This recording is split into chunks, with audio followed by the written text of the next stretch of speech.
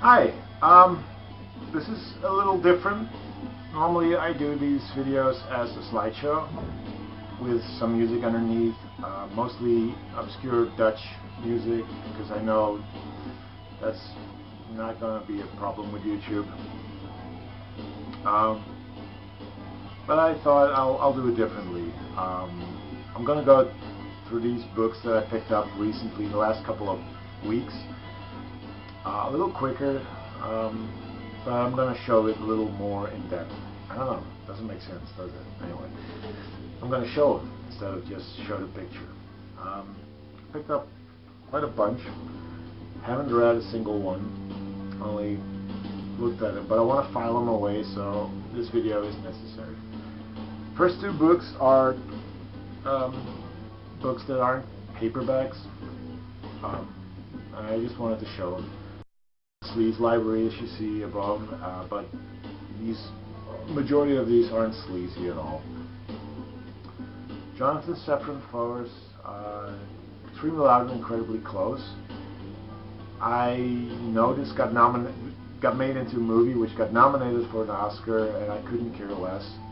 It just doesn't interest me, the movie version that is. But the book looks really interesting because it's got like pictures and pages like this. Pictures here, little doodles, and lots of pictures here. There's more empty pages. There's more like those pages, single words and letters. This is birds flying. I don't know if this is the UK version. I don't know if the American version is similar. I don't know if you can see that. There's words underlined. I didn't do that. That's how the book was written. And there's one. Where is it? It's here. The print gets unreadable. You turn the pages like that. It's all done on purpose. Like I said, I haven't read the book yet, but the way it's put together looks really, really amazing. So I can't wait to read that.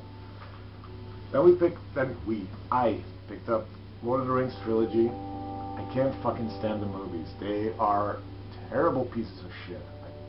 Sorry if you love the movies, I don't. But because so many people really like the movies and the books that Tolkien put out, there must be something in there that could be interesting, should be interesting. So I'm going to give it a shot. This is a issue from 1971, and it's all three of the books put together. Hardback, pretty cool for $2. Aldous Huxley, Brave New World. I have a copy of this, which is a much older version, but I like my books to have covers, like picture sleeves, or whatever you want to call it. And this one looked really neat. Haven't read it yet. Aldous Huxley is a writer I'm really interested in, but I haven't read it. It is a writer that I'll pick up books by. Books. A couple of sci-fi novels. Cycle of Fire by Hal Clement. I really don't know Hal Clement, but the cover was so intriguing. Just look at that.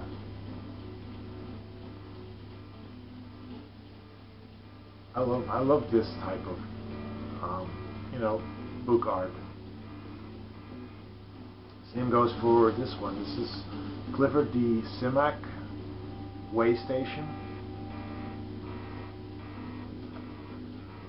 I doubt you can see it, but there's this woman being chased by these, well, creatures that look like they have butts on their backs.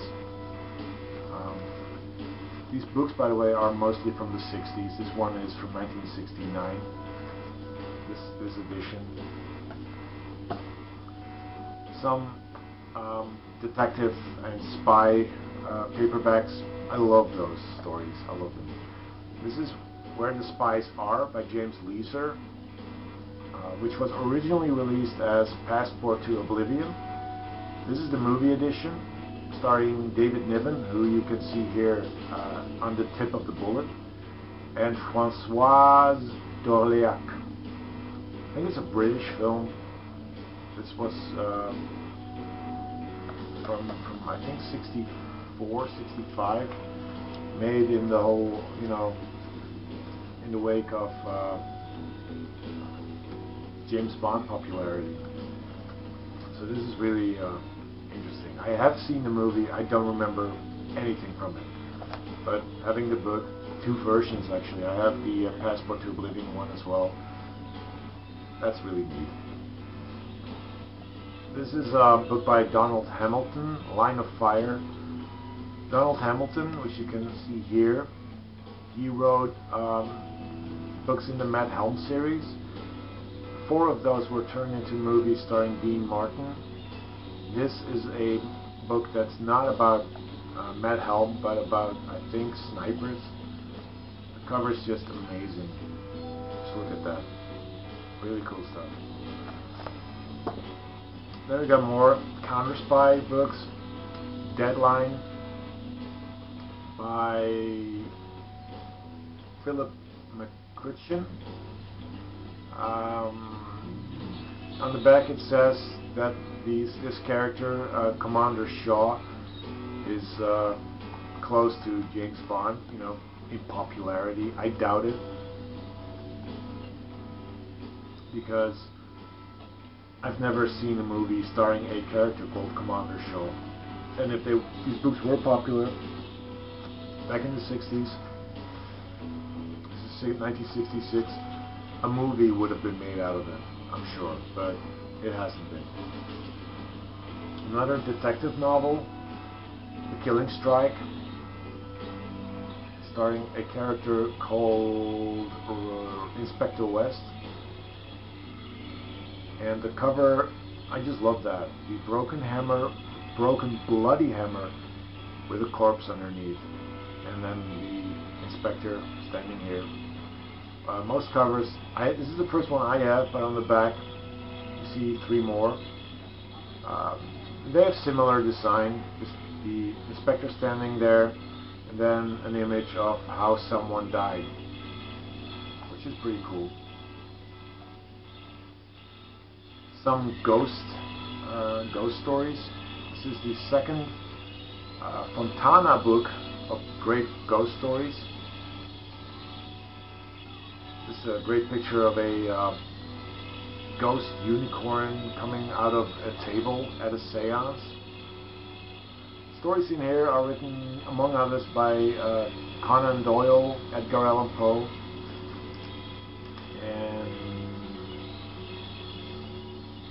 that's about the most famous names that I know from this book.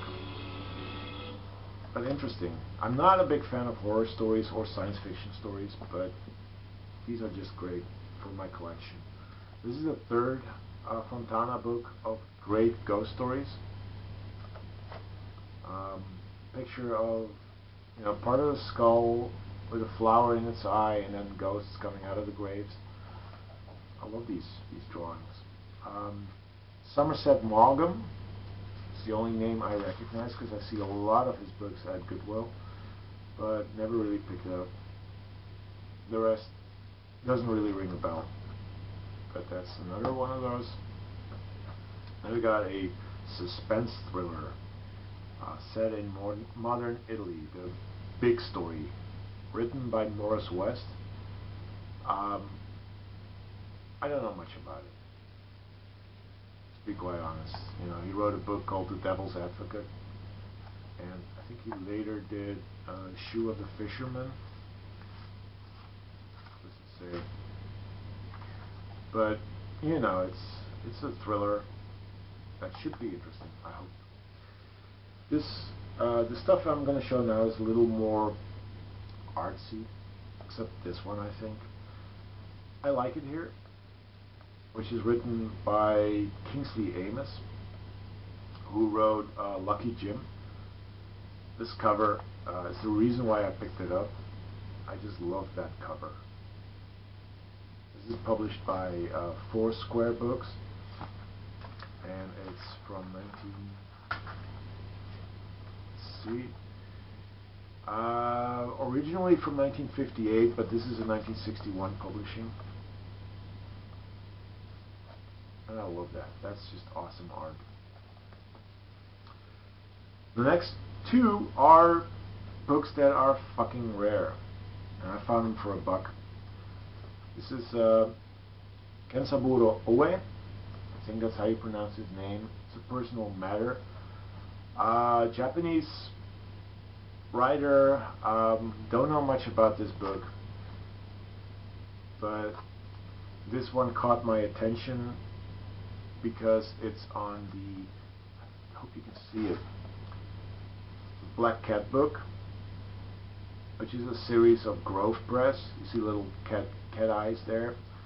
Those books are pretty rare. This is from 1969, originally written in 1964. I know William Burroughs had his books published by this company, and I have 2 of them. They're fucking rare as well. But I just love this series. Great books. This is one that I think I saw first, and I never had any Henry Miller, but this one is also on the Black Cat book. Plexus, which is the second part in the Rosie Crucifixion trilogy, which was preceded by Sexus and was followed up by Nexus. It's about Henry Miller, I guess, because it's sort of an autobiographical book. I've never read anything by Henry Miller, so this is a good start. thick book. And the last book is another Henry Miller book, but that one I think this one first caught my eye because of the cover art. This is Focus.